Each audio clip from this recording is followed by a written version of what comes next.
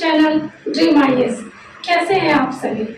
जैसा कि आपने जाना, अगर आपने मेरे पिछले लेक्चर को देखा होगा तो आप ये समझ गए होंगे कि आज का जो हमारा लेक्चर है वो सस्टेनेबल डेवलपमेंट पार्ट 2 का होगा। ठीक है, क्योंकि सस्टेनेबल डेवलपमेंट यानी सतत विकास को हमने पिछले लेक्चर में जान लिया था और सतत विकास लक्ष्य यानी सस्टेनेबल डेवलपमेंट गोल्स को आज हम आपके सामने रखने जा रहे हैं, ताकि सस्टेनेबल डेवलपमेंट से संबंधित उससे को रिलेट करके अगर किसी भी तरह का क्वेश्चन आपके सामने आए तो आप उस चीज को हैंडल कर सकें और किसी भी प्रकार की दुविधा आपके मन में न रहे। तो आज का हमारा जो टॉपिक है वो है सस्टेनेबल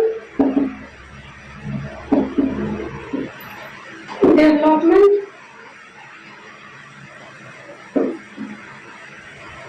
गोल्स यानी सतत विकास लक्ष्य। ये आज का हमारा मेन टॉपिक है। इससे पहले वाला जो टॉपिक था सस्टेनेबल डेवलपमेंट मैंने पढ़ा दिया है, आप पिछले लेक्चर में जाके मेरे उस वीडियो को देख सकते हैं। ठीक है, उस वीडियो को देखने के बाद ही आप इस सस्टेनेबल डेवलपमेंट गोल्स वाली इस वीडियो को देखें, ताकि आपकी एक कंटिन्यूटी बनी रहे और ये जो चैप्टर है सस्टेनेबल डेवलपमेंट से संबंधित एक जो ये चैप्टर है वो कंप्लीट हो सके। ठीक है, तो चलिए जैसा कि चलते हैं अपने पिछले लेक्चर के थोड़े से की पॉइंट्स को रिमेम्बर कर लेते हैं। जैसा कि हमने पिछले लेक्चर में पढ़ा था कि sustainable development goals sustainable development क्या है, सतत विकास क्या है, उसके अर्थ क्या है, उसकी अवधारणा क्या है, उसका महत्व क्या है। ठीक है, इन सब के बारे में हमने चर्चाएं कर ली थी और हमने ये भी जाना था कि 1992 में जो अर्थ समिट यानी पृथ्वी सम्मेलन हुआ था रियो डी जेनेरियो में, ब्राजील के रियो डी जेनेरियो में, जिसको हम लोग रियो समिट के नाम से भी जानते हैं। उसके जस्ट 5 ईयर बाद, आफ्टर 5 ईयर रियो +5 करके एक न्यूयॉर्क सम्मेलन हुआ था, यानी अर्थात ये न्यूयॉर्क में होने के कारण इस न्यूयॉर्क सम्मेलन भी कहा जाता है रियो +5 को। हमने ये भी बताया था। ठीक इस रियो +5 के बाद रियो +10 समिट हुआ था, हमने वो भी जाना था, जो कि जोहान्सबर्ग में हुआ था। ठीक उसके बाद रियो +20 सम्मेलन भी हुआ था, जिसके बारे में हमने कुछ जानकारियां इकट्ठी कर ली थी।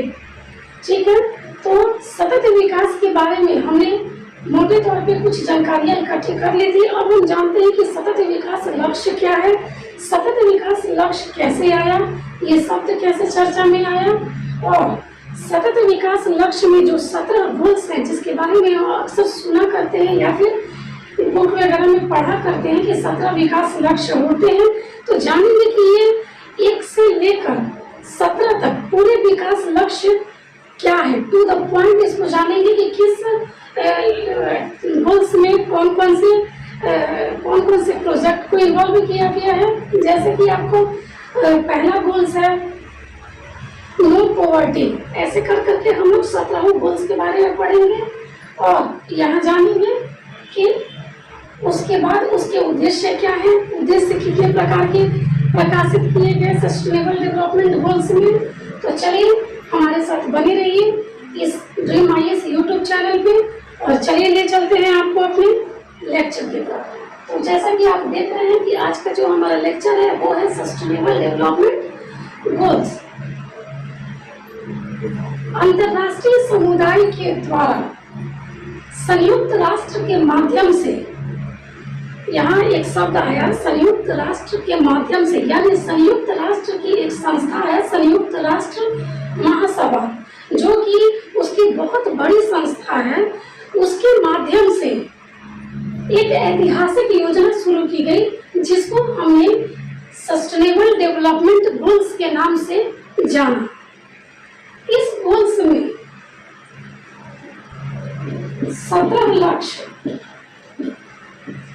और 169 उद्देश्यों को अनुमोदित किया गया, यानी रेटिफाई किया गया। और इस एजेंडे को, सस्टेनेबल डेवलपमेंट गोल्स के एजेंडे को वर्ष 2030 तक पूरे देश में, पूरे विश्व में अधिक संपन्न, अधिक सस्टेनेबल यानी समावेशी बनाना, सतत बनाना और अधिक स्वेच्छाचारी बनाना, ताकि अंतिम वर्ग तक इसके प्रभाव को पहुंचाया जा सके। इस सस्टेनेबल डेवलपमेंट गोल्स के कुछ उद्देश्य रखे गए। ईयर याद रखिएगा, हमने ईयर आपको बताया 2030, यानी 2030 तक हमें इस 17 लक्ष्य और 169 उद्देश्यों को पूरा कर लेना है सतत विकास लक्ष्य के जरिए, जिसमें संयुक्त राष्ट्र महासभा के 193 सदस्य देशों के द्वारा इस विकास लक्ष्य को पूरा करने में अपनी भूमिका निभानी है। और इसमें सभी देश आगे आ चुके हैं। और सबसे बड़ी बात है कि सतत विकास लक्ष्य जो है वो सतत विकास के साथ साथ हमारे लिए एक अनिवार्य अंग बन गया है। जैसा कि आप जानते हैं कि इसमें आपको गरीबी का उन्मूलन करना, गरीबी का खात्मा करना, भूखमरी को समाप्त करना, स्वच्छ पेयजल की उपस्थिति लाना, ठीक है, स्वच्छ पेयजल को सभी घरों तक पहुंचाना, इन सभी टारगेट को 2030 तक अचीव करना है। ठीक है, तो एक तो ये मोटा मोटी हमने आपको बताया कि सतत विकास लक्ष्य क्या है, कितने प्रकार के हैं, इनके उद्देश्य कितने प्रकार के हैं। ठीक है, अंतर्राष्ट्रीय समुदायों की इसमें क्या भागीदारी थी, जैसा कि हमने आपको बताया कि इसमें 193 मेंबर कंट्री है, ठीक है, जिनके द्वारा इसको रेटिफाई किया गया, अनुमोदित किया गया। अब हम एक एक करके इसके 17 गोल्स के बारे में, 17 गोल्स जो इसके हैं उसके बारे में जान लेते हैं कि वो गोल्स क्या क्या हैं और उस गोल्स में किन किन चीजों को सबसे ऊपर रखा गया है और किन किन चीजों को ज्यादा टारगेट किया गया है। तो आइए देख लेते हैं कि हमारा फर्स्ट गोल्स क्या है।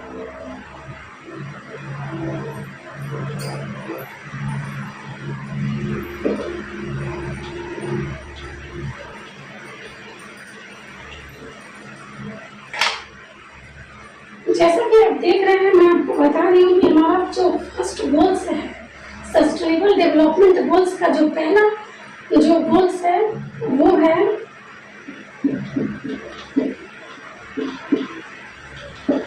No poverty. पॉवर्टी का मतलब यहाँ गरीबी हो गया, नो का मतलब नहीं, यानी गरीबी को पूरी तरह से खत्म करना और गरीबी का उन्मूलन करना।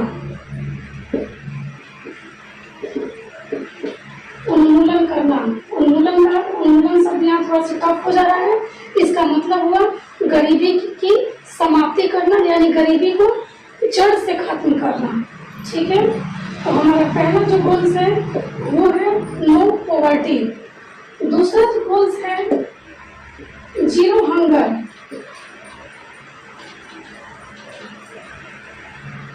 जीरो हंगर यानी भूखमरी को जड़ से समाप्त करना। ठीक है, जो कि गरीबी का एक कारण है, भूखमरी को समाप्त करना।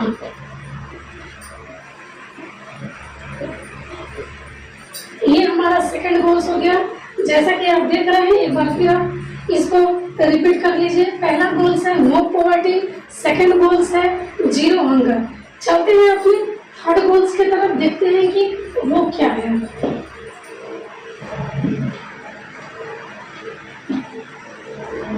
Good health and well being.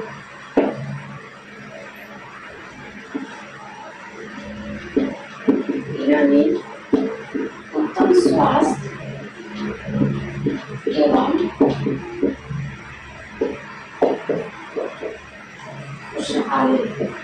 उत्तम स्वास्थ्य एवं खुशहाली कहने का तात्पर्य यहाँ ये है कि 2030 तक स्वस्थ जीवन सुनिश्चित करना, सभी के लिए स्वस्थ जीवन सुनिश्चित करना, और जो वृद्ध लोग हैं उनके रहन सहन को बढ़िया करना और उनके रहन सहन को सुनिश्चित करना ताकि वे एक सतत तरीके से अपने जीवन को जी सके।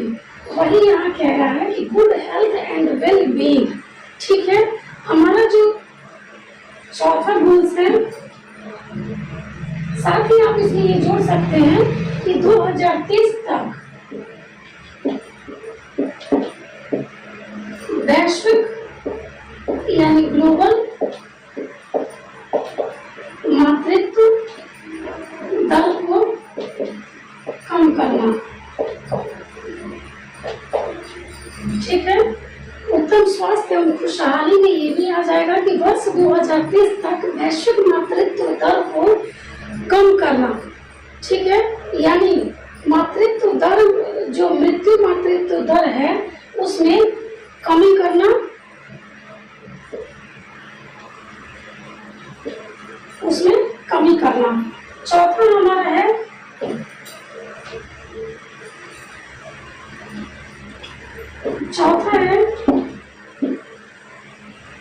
Education quality. एजुकेशन क्वालिटी यानी गुणवत्तापूर्ण शिक्षा। एजुकेशन क्वालिटी में वर्ष 2030 तक लड़कों एवं लड़कियों को निःशुल्क समान एवं गुणवत्तापूर्ण शिक्षा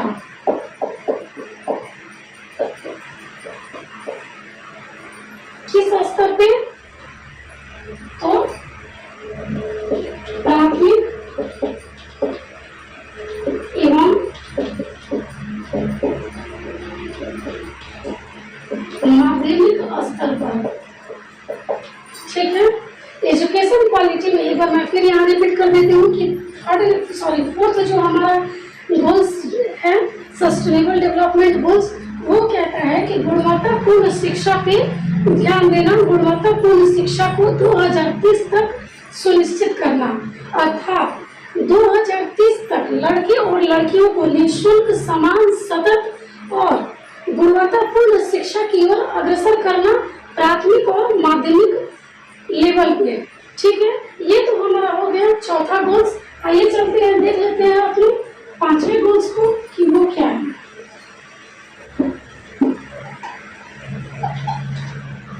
जेंडर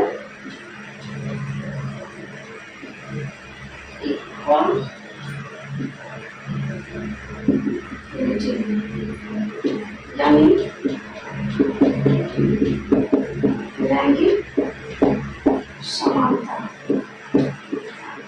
अब यह हमारा पांचवा नंबर टॉपिक कह रहा है, पांचवा नंबर पॉइंट कह रहा है, गोल्स कह रहा है कि जेंडर इक्वालिटी सुनिश्चित हो, यानी लड़के और लड़कियों के बीच में जो भी भेदभाव होते हैं, जितने भी प्रकार के भेदभाव होते हैं, उनको 2030 तक समाप्त करना, यानी लैंगिक समानता को, जेंडर इक्वालिटी को सुनिश्चित करना।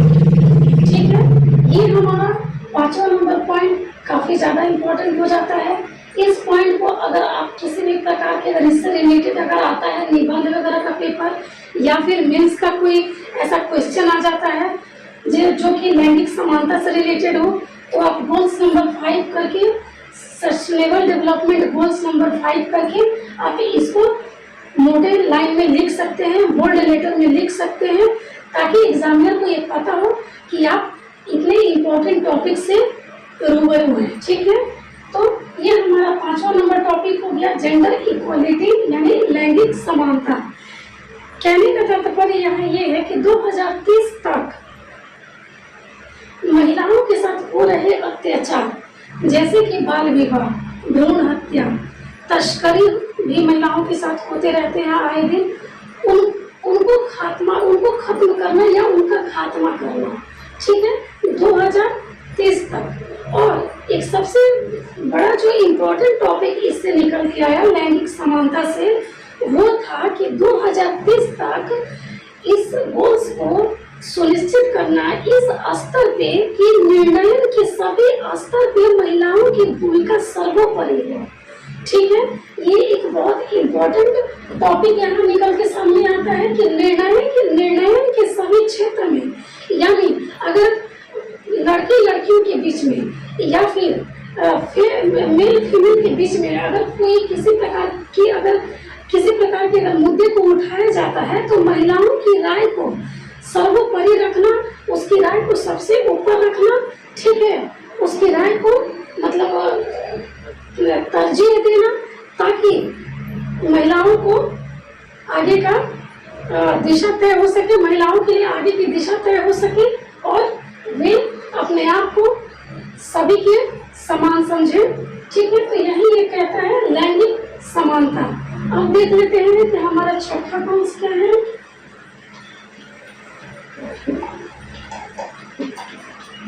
Clean water and sanitation. Clean water and sanitation, इसका मतलब ये हो गया कि स्वच्छ जल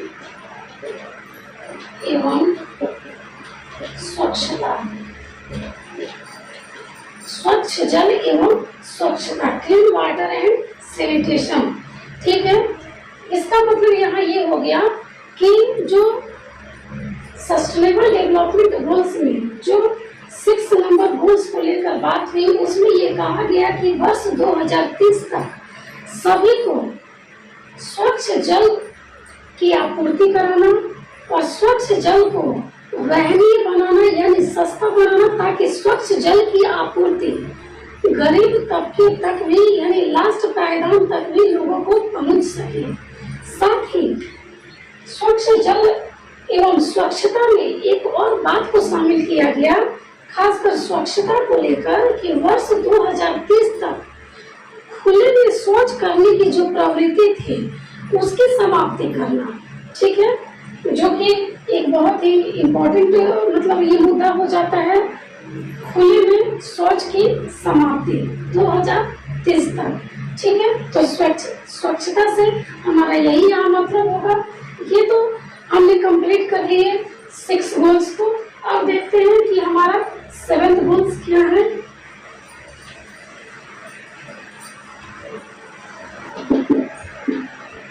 अफोर्डेबल एंड क्लीन एनर्जी, सस्ता एवं स्वच्छ ऊर्जा। जैसा कि आप मेरे बार बार कहने के मतलब से समझ ही रहे होंगे कि यहाँ ईयर 2013 है, तो 2030 तक सतत संपोषणीय सस्टेनेबल जो भी आप यहाँ कह सकते हैं उस प्रकार के सस्ता एवं स्वच्छ ऊर्जा को अवेलेबल कराना 2030 तक। जैसे कि मैंने आपको बताया था, सतत विकास की जब परिभाषा हमने आपको बताई थी तो उसमें बताया था कि वर्तमान पीढ़ी के साथ साथ भावी पीढ़ी को भी फायदा पहुंचे, वही क्या है, सतत विकास है। किसी भी चीज का फायदा, जैसे मान लीजिए वन संसाधन है, तो वन संसाधन का फायदा सिर्फ वर्तमान पीढ़ी तक ही न रहे, वर्तमान के साथ साथ हमारी आने वाली जो पीढ़ी है, ठीक है, उसका फायदा उस भावी पीढ़ी को भी मिले। यही तो सस्टेनेबल डेवलपमेंट है, सतत विकास है। ठीक है, यानी विकास, चौमुखी विकास हमारा हो, यही हमारा इसका अनिवार्य अंग है। तो यहाँ कहने का तात्पर्य है कि सस्ता और टिकाऊ ऊर्जा सभी को मिल सके 2030 तक, ऐसा कार्य करना है। ठीक है, ये तो हमारा हो गया 7 नंबर गोल्स। अब देख लेते हैं कि 8वां नंबर गोल्स क्या है। डिसेंट वर्क एंड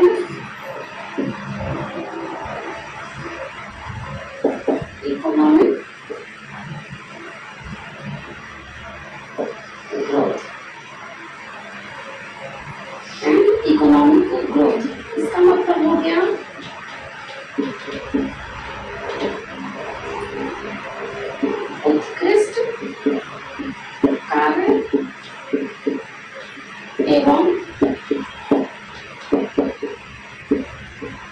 आर्थिक समृद्धि।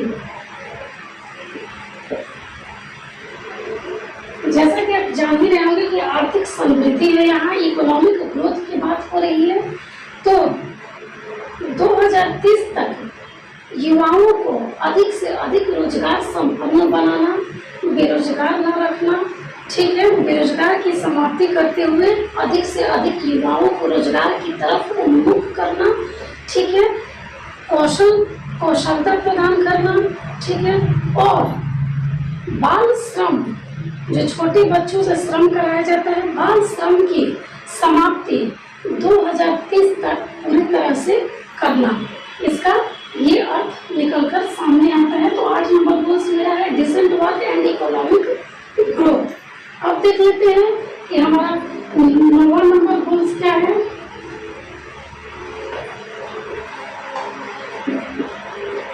इंडस्ट्री, इनोवेशन एंड इंफ्रास्ट्रक्चर, ठीक है, इंफ्रास्ट्रक्चर यानी उद्योग,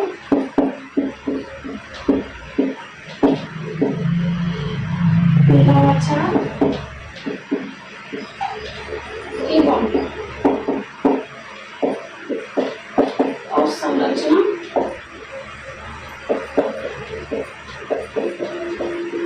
निर्माण, ठीक है, उद्योग, नवाचार और अवसंरचना निर्माण, इंडस्ट्री, इनोवेशन एंड इंफ्रास्ट्रक्चर। अगर इसको हम ट्रिक मेथड से अगर तैयार करें तो यहाँ पे अगर हम III अगर लिखें, ठीक है, III, तो इसको खूब आराम से याद किया जा सकता है। जैसा कि आप देख रहे हैं कि I से इंडस्ट्री है, I से इनोवेशन है एंड I से इंफ्रास्ट्रक्चर है, तो इसको ट्रिक मेथड से भी तैयार किया जा सकता है। ये मेरा ट्रिक था, आप इसको अपने ट्रिक से भी बना सकते हैं।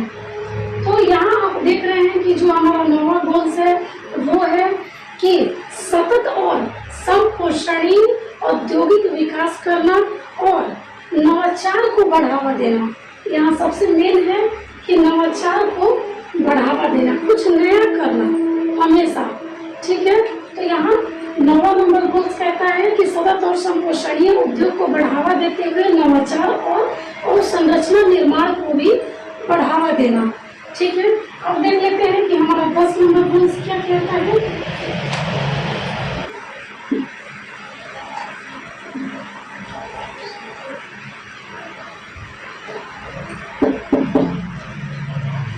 Reduced inequality या inequalities, ठीक है।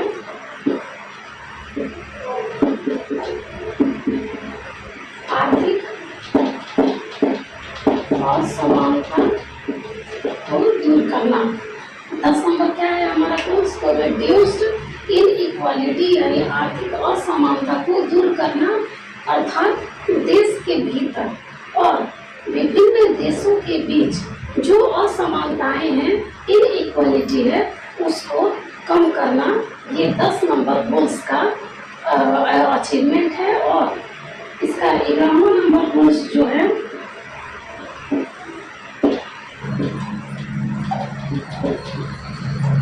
रिस्पॉन्सिबल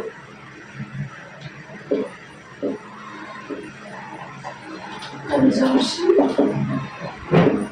एंड प्रोडक्शन, ठीक है।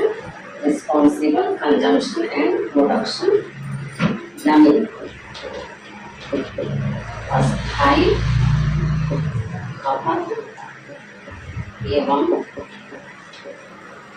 उत्पादन को सुनिश्चित करना, सुनिश्चित करना। 11 नंबर गोल्स क्या अचीव करता है? रिस्पॉन्सिबल कंजम्पशन एंड प्रोडक्शन यानी अस्थायी खपत और उत्पादन को सतत और समावेशी बनाते हुए 2030 तक इस उत्पादन के स्तर को अधिक से अधिक बढ़ाना। ठीक है, ये 11 नंबर गोल्स का मुख्य उद्देश्य है। अब हम देख लेते हैं 12 नंबर गोल्स क्या कहता है।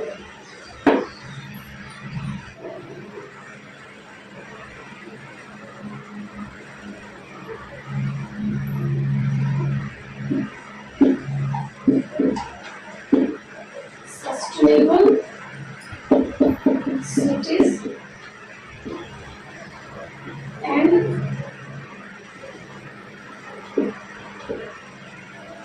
communities, यानी सतत शहरी और मानव बस्तियों का निर्माण करना 2030 तक। ये है हमारा 12 number goal. Sustainable cities and communities को डेवलप करना, अधिक से अधिक मानव बस्तियों का भी निर्माण करना, अधिक से अधिक 2030 तक इसको पूरा करना है। ठीक है, अब है हमारा 13 नंबर गोल्स, क्लाइमेट एक्शन।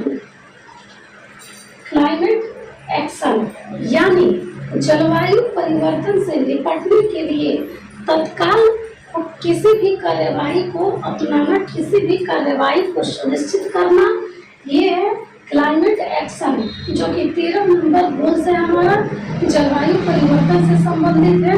ठीक है, अगर इस तरह के टॉपिक अगर मेंस में आते हैं या फिर निबंध में आते हैं या फिर मेंस के किसी क्वेश्चन में जलवायु परिवर्तन से संबंधित टॉपिक आते हैं तो आप SDG गोल्स 13 देके और क्लाइमेट एक्शन को बोल्ड पॉइंट में लिख सकते हैं, ताकि एग्जामिनर पे इफेक्ट पड़े और आपको मार्क्स इम्प्रूवमेंट करने का मौका मिले।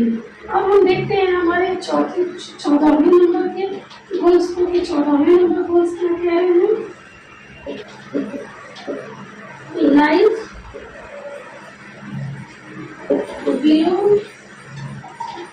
वाटर, लाइफ बिलो वाटर यानी सतत समुद्री विकास के लिए समुद्रों, समुद्री संसाधनों और महासागरों को प्रदूषण मुक्त बनाना और उनका संरक्षण करना, समुद्र महासागरों का या समुद्री संसाधनों का संरक्षण करना।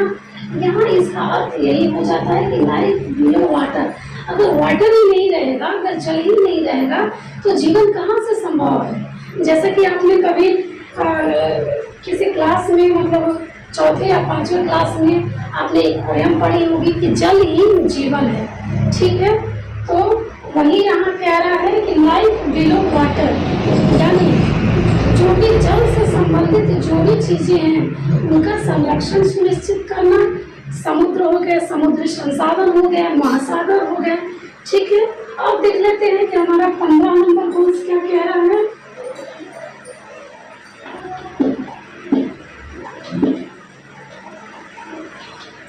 लाइफ ऑन लैंड यानी जिस भूमि पे रह के हम अपने जीवन को जीते हैं या फिर हमारे साथ साथ जो अन्य जीव जंतु पेड़ पौधे वगैरह हैं वो जो जीवन जीते हैं, जिस भूमि पे जीते हैं उस भूमि की सुरक्षा करना, यानी स्थलीय पारिस्थितिकी पर्यावरण को की सुरक्षा को सुनिश्चित करना। ठीक है, भूमि क्षरण को रोकना, डिफॉरेस्टेशन, ये जो वन का जो क्षरण हो रहा है उसको रोकना। ठीक है, वनीकरण को अपनाना, ये सब चीज आ जाएगा आपको लाइफ ऑन लैंड में, यानी स्थल से संबंधित जितने भी चीज हैं उनकी सुरक्षा सुनिश्चित करना और उनको अधिक से अधिक बढ़ावा देना। ठीक है, अब हमारे 16 नंबर गोल्स जो है piece, justice and a strong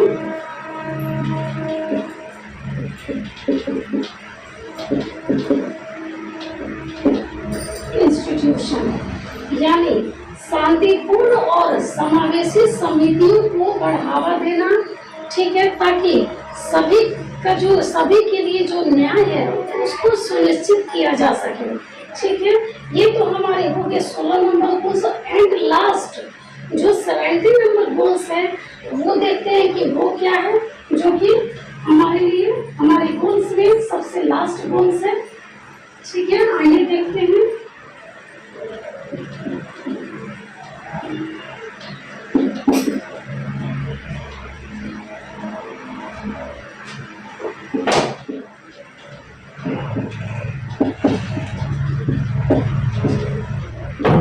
partnerships for this goals.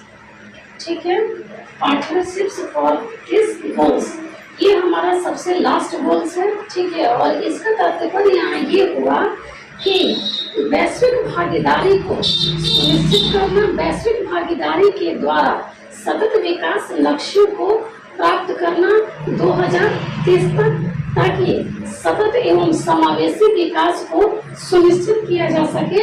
और जो हमारे देश का ये एक अनिवार्य अंग बन गया है उनको पूरा करना। ये तो थे हमारे सतत विकास लक्ष्य कि हमने बताया कि सतत विकास लक्ष्य 17 होते हैं और वो कौन कौन थे हमने आपके सामने दर्शन किया। ठीक है, अब इससे संबंधित संभावित मुख्य परीक्षा के प्रश्न देख लेते हैं कि आखिर इससे संबंधित मुख्य परीक्षा के जो प्रश्न हैं वो क्या आ सकते हैं। ठीक है, अगर बनाए जा सकते हैं तो किस प्रकार के प्रश्न बनाए जा सकते हैं, चलिए आप मेरे साथ एक बार देख लीजिए।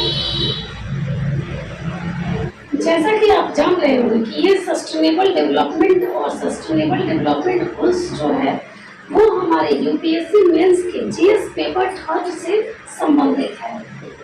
किस पेपर से? जीएस पेपर 3 से संबंधित है। ठीक है, ये जो हमारा टॉपिक है सस्टेनेबल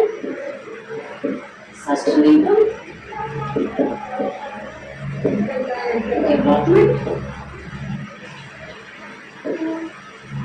गोल्स। ठीक है, अब इसमें जैसा कि मैंने आपको बताया कि इस पे संभावित मुख्य परीक्षा का एक प्रश्न आपको दिया जाएगा। ठीक है, ताकि आप अपने आंसर राइटिंग को इम्प्रूव कर सकें। तो आइए चलते हैं, सबसे पहले अपने क्वेश्चन को देख लेते हैं कि हमारा संभावित मुख्य परीक्षा का इससे निकल के क्या प्रश्न आता है। तो आइए देखते हैं।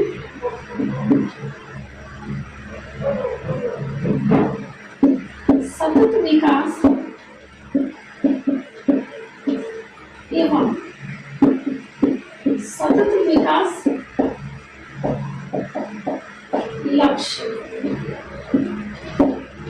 लक्ष्यों को परिभाषित करते हुए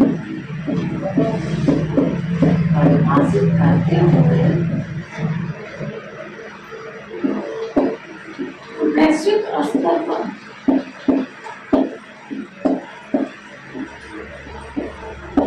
इसके महत्व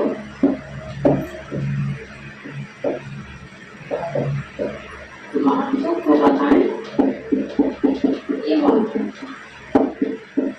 इसके परिणामों की भी चर्चा करें। जैसा कि आप सभी जानते हैं कि यूपीएससी हम सभी से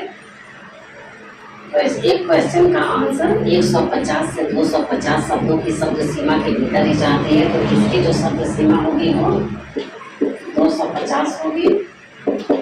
250 शब्दों में आपको लिखना है। ठीक है, एक बार क्वेश्चन को मैं फिर से रिपीट कर देती हूँ कि सतत विकास एवं सतत विकास लक्ष्यों को परिभाषित करते हुए वैश्विक स्तर पर, यहाँ ध्यान दीजिएगा, वैश्विक स्तर पर इसके महत्व को बताएं एवं इसके परिणामों की भी चर्चा करें। 250 शब्दों में इसको लिखना है। जैसा कि मैं एक छोटा सा आपको इससे संबंधित थोड़ा बहुत हिंट्स दे देती हूँ कि इसको कैसे आपको लिखना है। तो देखिए, सबसे पहले तो यहाँ कह रहा है, क्वेश्चन को अगर हम तोड़ें तो सबसे पहले यहाँ ये कह रहा है कि सतत विकास और सतत विकास लक्ष्य को परिभाषित करने के लिए हमसे ये कह रहा है। तो सतत विकास क्या है? जैसा कि हमने आपको बताया पिछले लेक्चर में, अगर हमारे लेक्चर को आप रेगुलरली देख रहे होंगे तो आपको याद होगा कि हमने सतत विकास की परिभाषा आपको बताई थी कि सतत विकास वह विकास है जो जिससे कि हमारी वर्तमान पीढ़ी के साथ साथ भावी पीढ़ी यानी आने वाली पीढ़ियों को भी फायदा पहुंचे, वो है सस्टेनेबल डेवलपमेंट यानी सतत विकास। ठीक है, आगे हमने आज के लेक्चर में ये चर्चाएं की कि सतत विकास लक्ष्य क्या है। सतत विकास लक्ष्य के बारे में भी हमने आपको बताया। तो इन दोनों को तो फर्स्ट ऑफ ऑल हम यहाँ परिभाषित कर देंगे कि एक क्वेश्चन मेरा यही बन जाता है, दूसरा क्वेश्चन मेरा यहाँ बन जाता है। ठीक है, अब है दूसरा क्वेश्चन इसी से अटैच करता हुआ हमसे पूछ रहा है कि वैश्विक स्तर पर इसके महत्व को बताएं और इसके परिणामों की भी चर्चा करें। तो वैश्विक स्तर पर इसके महत्व को जैसा कि हमने आपको बताया कि 2030 तक इसके सभी जो भी 17 गोल्स और 169 उद्देश्य हैं उनको अचीव कर लेना है, उनको प्राप्त कर लेना है। तो इसके महत्व वही हुए जैसे कि वहनीय जल प्राप्त कराना है सभी को। ठीक है, स्वच्छ जल प्राप्त कराना है, स्वच्छ ऊर्जा प्राप्त करानी है, भूखमरी की समाप्ति करनी है, गरीबी को खत्म करना है, ये सब इसके महत्व हो गए। साथ ही इससे निकल के जो परिणाम आते हैं वो उन परिणामों की चर्चा करनी है। यानी परिणाम यहाँ क्या हो गया, अगर गरीबी खत्म हो जाएगी, गरीबी कहीं ना कहीं अगर गरीबी थोड़ी बहुत कम हो जाएगी तो इससे क्या परिणाम निकल के आते हैं। अगर भुखमरी की धीरे धीरे समाप्ति हो रही है 2030 तक तो उससे क्या परिणाम निकल के सामने आते हैं। अगर स्वच्छ ऊर्जा ठीक है हमको अगर हमें उपलब्ध कराया जा रहा है तो उसका क्या समाज पे असर होगा। ये सब इन सब के जो परिणाम होते हैं उसको आप कुछ शब्दों में यहाँ लिख सकते हैं। साथ ही इससे संबंधित एक पॉजिटिव निष्कर्ष भी आप लिख सकते हैं।